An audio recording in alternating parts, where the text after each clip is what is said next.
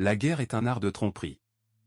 Ces mots puissants de Sun Tzu résonnent à travers les siècles, un écho de sagesse ancré dans la réalité brutale des conflits humains.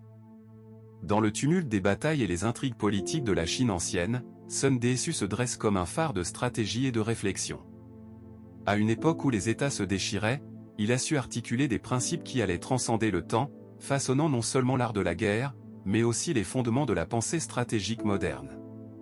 Le monde de Sun Tzu était celui des royaumes combattants, un paysage marqué par des luttes incessantes pour le pouvoir et la domination. Les seigneurs de guerre, avides de conquête, forgeaient des alliances instables, tandis que les civils subissaient les conséquences dévastatrices des conflits. C'est dans ce contexte chaotique que les idées de Sun Tzu ont pris racine, nourries par les échecs et les succès des batailles qu'il a observées.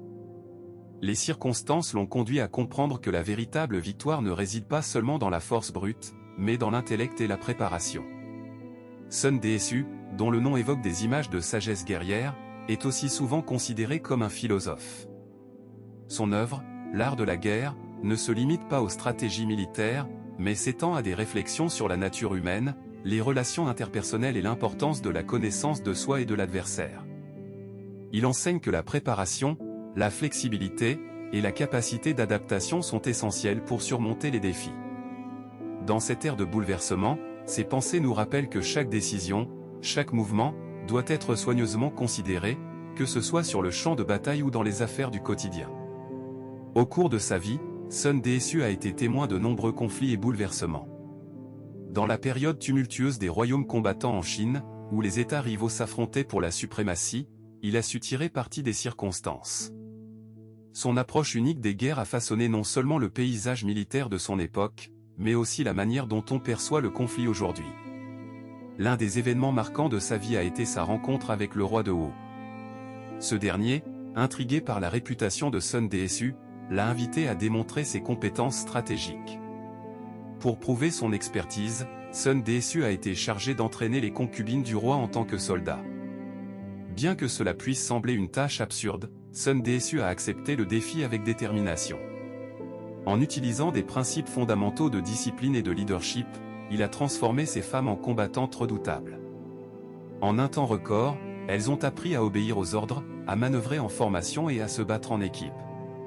Cette démonstration a été un succès retentissant, et le roi a été tellement impressionné qu'il a nommé Sun Tzu comme général de son armée. Mais Sun Tzu n'était pas seulement un tacticien hors pair. Il était également un visionnaire qui comprenait que la victoire ne dépendait pas uniquement de la force brute. Il croyait fermement que la ruse et l'intelligence étaient des atouts cruciaux. Dans la bataille de Boju, par exemple, face à une armée plus nombreuse, Sun Tzu a ordonné une série de manœuvres astucieuses qui ont trompé l'ennemi. En faisant croire à l'adversaire qu'il se retirait, il a réussi à les attirer dans un piège, conduisant à une défaite écrasante pour ses opposants. Ce moment a solidifié sa réputation et a illustré son principe clé, la suprême excellence consiste à briser la résistance de l'ennemi sans combat. À travers ses victoires, il a également appris à connaître les faiblesses de ses propres troupes. Sun Tzu savait que pour obtenir le succès, il devait non seulement comprendre l'ennemi, mais également ses propres soldats. Il a mis en œuvre des stratégies pour renforcer la moralité de ses hommes, en leur inculquant un sens de l'unité et de la mission. La célèbre phrase « Connaître l'ennemi et se connaître soi-même, c'est gagner sans bataille » résume parfaitement sa philosophie. Il a encouragé le développement personnel au sein de son armée, soulignant que des soldats bien entraînés et motivés sont souvent plus efficaces que de simples numéros sur le champ de bataille.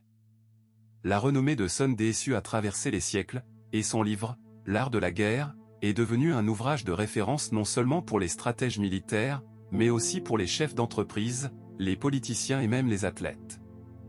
Son approche analytique et ses conseils pratiques continuent d'influencer des générations dans divers domaines.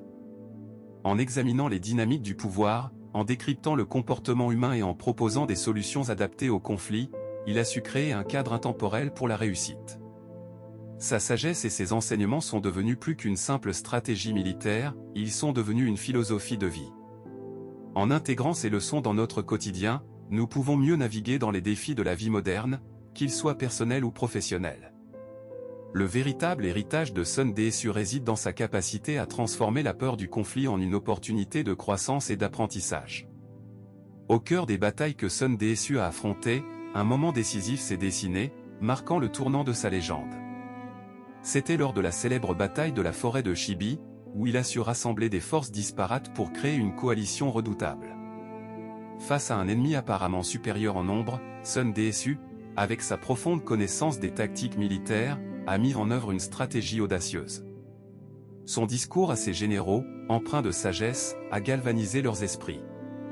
Il leur a rappelé que la victoire n'est pas seulement une question de force brute, mais de stratégie, d'adaptabilité et de compréhension du terrain.